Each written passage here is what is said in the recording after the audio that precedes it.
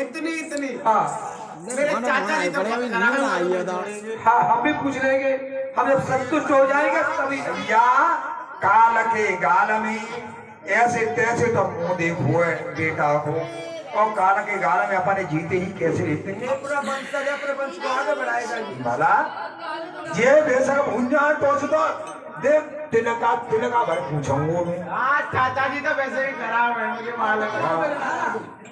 सुनो मेरी बात करिए। बतलाओ।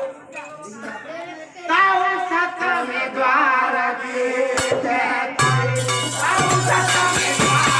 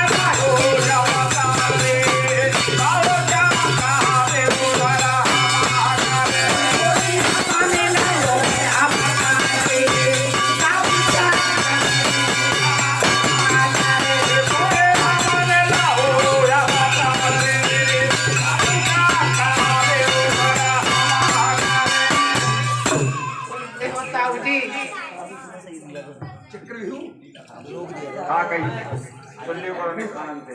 हाँ क्या कहा मेरे लाल? कि मेरी माता के पेट में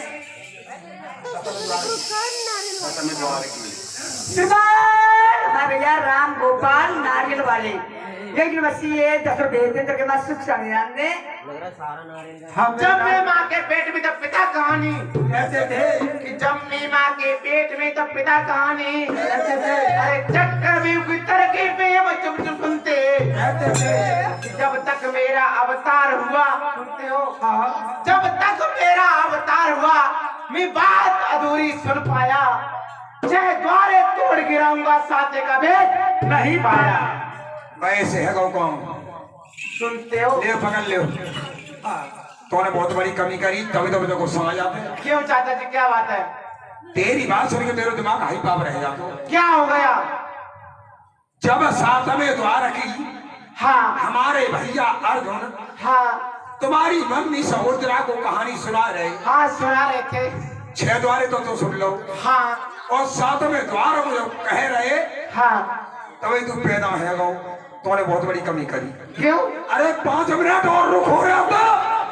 ये क्या मेरे हाथी वाले? अरे कौन लड़ा ले तो आज मुझे नीचो देखा नहीं पत्तो चाचा जी। द्वार बेटा नहीं तो अनुज भीम ये तुम क्या कर रहे हो? सही कह रहा बच्चे हूँ। को शर्मिंदा कर रहे हो। क्या बच्चे को शर्मिंदा कर रहे हो? शर्मिंदा नहीं कर रहा बेटे। सुनो सुनो मेरी बात के लिए तुम कहते तो जरा देर रुक सकता नहीं। एक बार के समय पर भरत जी व्याकुल हो रहे थे तो संत तुलसीदास जी ने लिखा था रामायण में, वशिष्ठ जी समझा रहे थे कि सुनो भरत वाणी प्रबल बिलख कही मुनिवार हानि लाभ जीवन मरण यश अपयश विधि। हाथ 6 बातें विधि ब्रह्मा के हाथ में है, इसमें मनुष्य का कोई चारा नहीं चलता। बेटा क्या कह रहे हो? 6 द्वारे? हाँ 6 द्वारे तोड़ गिराऊंगा साथे का भेद नहीं पाया। चिंता मत करो बेटे। भीम कुंवर ने कई बंद सुन मेरी, भीम कुंवर ने कई बंद सुन मेरी वाणी। अरे 6 द्वारे तोरा कुंवर सफाई की मैंने 7वां द्वार अपनी गला से तोड़ दूंगा।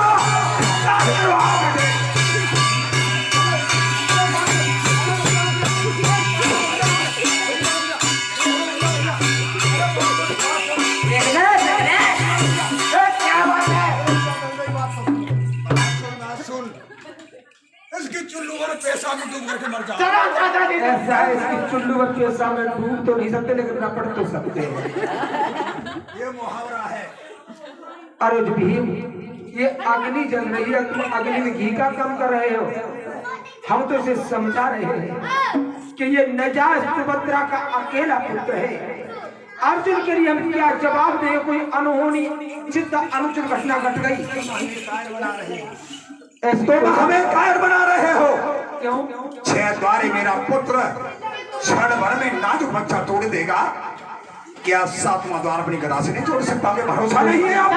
पिताजी क्यों आपको भरोसा नहीं है, आप पीछे हट जाओ। मैं पुत्र को लेकर के चक्र नहीं अभिमन्यु, ये मेरी आज्ञा है। क्या बात कहीं ने मुझसे बढ़ावा मत दो। और सुनो बात के लिए मेरी, हाँ कि अगर इसे कुछ हो गया तो हम चारों को लग जाए दाग। इसके बिना भैया इंद्रप्रस्थ का कुल हो जाए। हमारा ये वंशज है।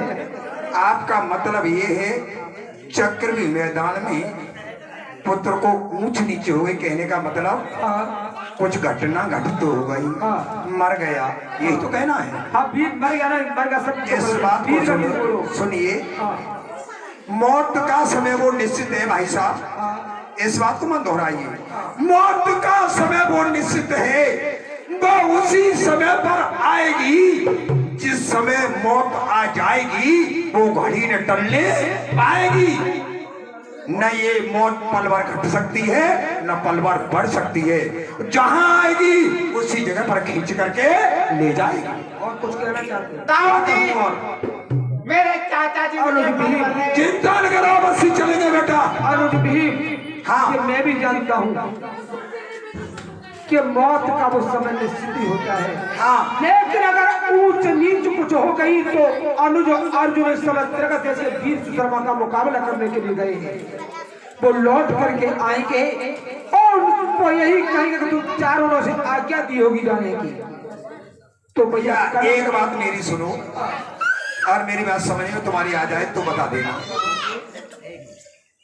इंसान अहंकार करता है और कहते हैं कहीं जा रहे रास्ते में कहीं घटना घटित नहीं हो जाए, कभी गुमान नहीं करना चाहिए। सुनिए मेरी बात को, भैया काहे तुम करते गुमान? मैं अहंकार नहीं करता। तुम्हें वो गुमान नहीं, अहंकार नहीं कह रहा हूं, ये तुम कह रहे हो कि ऊंच नीचे हो जाए। इस दुनिया में अमर कोई नहीं है भैया, अमर कोई नहीं है कि बंदे काहे को करते गुमान, कोई नहीं अमर भाई।